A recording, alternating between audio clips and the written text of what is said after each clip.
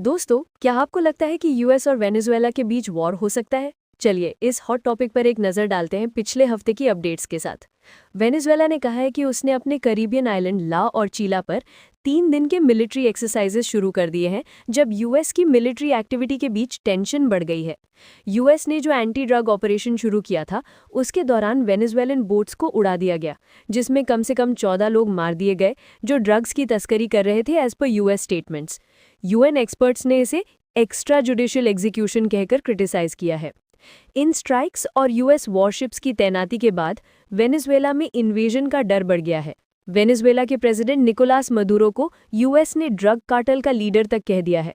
Maduro ने अपने command के under sovereign Caribbean military exercise का अनाउंसमेंट किया है, जिसमें आर्म ड्रोन्स, सर्वेलेंस ड्रोन्स और सबमरीन ड्रोन्स का यूज होगा।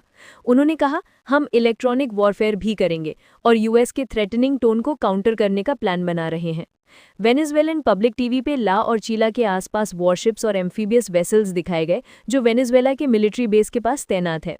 वेनेजुएलन फोर्सेस ने बताया कि इस एक्सरसाइज में 12 शिप्स, 22 एयरक्राफ्ट और 20 स्मॉल बोट शामिल हैं, जो स्पेशल नेवल मिलिशिया का हिस्सा है।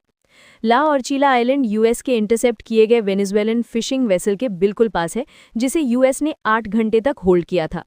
मदुरो, जिनके इलेक्शंस को यूएस और कई दूसरे देश ने रिकॉग्नाइज नहीं किया है, ने ये कहा है कि कैरेकस अपनी डिफेंस करेगा और यूएस की अग्रेशन के खिलाफ खड़ा रहेगा।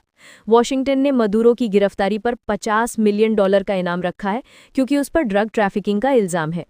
वेनेजुएला ने इस मामले पर यूएस के एक स्ट्राइक की जांच करने की डिमांड की है, जिसमें इस महीने की शुरुआत में एक अलेजेड ड्रग बोट को मार गिराया गया था, जिसमें 11 लोग मर गए थे।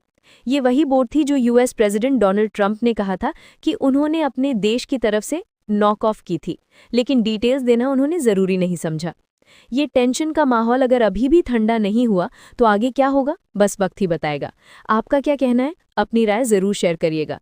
फिर मिलते हैं एक और फ्रेश इंटरनेशनल अपडेट के साथ लेंस स्पीक्स टुडे की तरफ से। जय भारत, जय हिंदुस्तान।